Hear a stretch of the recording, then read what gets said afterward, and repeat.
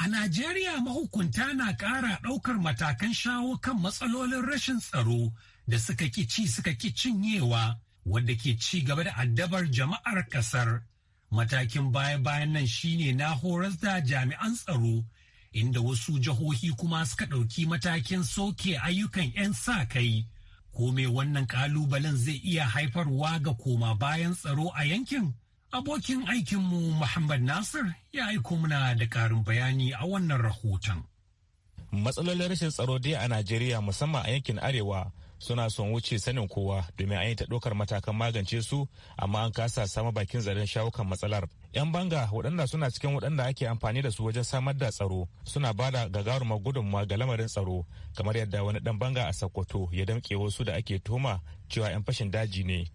Abubakar Muhammad shine sakataren kungiyar banga a jihar ta Sokoto ya faɗi yadda lamarin ya faru. Wanda yake wani malam Hassan Isa Kyaɗawa ɗaya daga cikin membobinmu na Vigilante Group kama an bandit ɗauki kuɗi naira miliyan 650. Ta suna kokarin ƙetara da su zuwa ƙasar Nijar. Kuma suka yi ta yunkurin su bashi kuɗi ko nawa za su bashi don ya sake su ya ce wala da bukata. Da hakan ga ya sakku irin su ya hannanta su ga hukumar tsaro ta 'yan sanda domin a ci gaba da bincike. Akan irin waɗannan gudunmuwar da 'yan banga ke barwa ne yasa rundunar 'yan sanda ta Najeriya ta ɗauki ɗawainiyar horar da 'yan banga dubarun aikin samar da tsaro inda bayan sun kammala karɓar horon kwamandan makarantar horar da 'yan sanda da ke Sokoto ACP Muhammad Kabir ya gargaɗe su da cewa la'akari da abubuwan da aka yi musu training da shi su tabbata sun yi amfani da duka wannan dokoki da muka samu su na training don abubuwan da muka koyar da su ko muka ƙara tunatar da su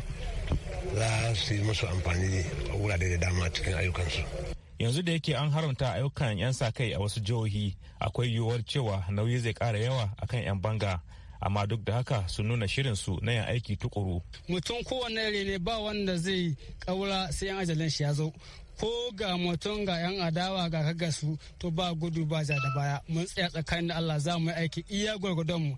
Ni ne Zayyanu Aliyu daga Dange. Gaskiya bakin gwargwado an ba mu training kamar yadda ya kamata. Kuma mun tsaya bakin gwargwado insha Allah za mu jajirce mun rika aiki bakin rai sosai insha Allah. Sai dai akwai wata fargaba da kungiyar ta banga ke fuskanta musamman a haujin 'yan siyasa.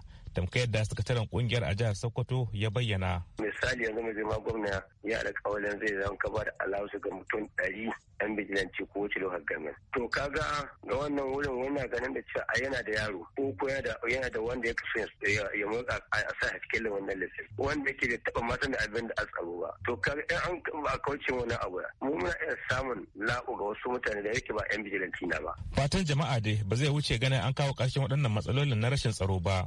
Da yake an yi ta fitowa da matakai amma dai abin ya gagara abin jira a gani dai tasirin da horar da 'yan bangar zai yi domin a watannin baya ma an horar da 'yan sandan al'umma sai dai kawo zuwa yanzu jama'a ba su shaidi tasirin da suka yi ba musamman wajen samar da tsaro ga yankunan su.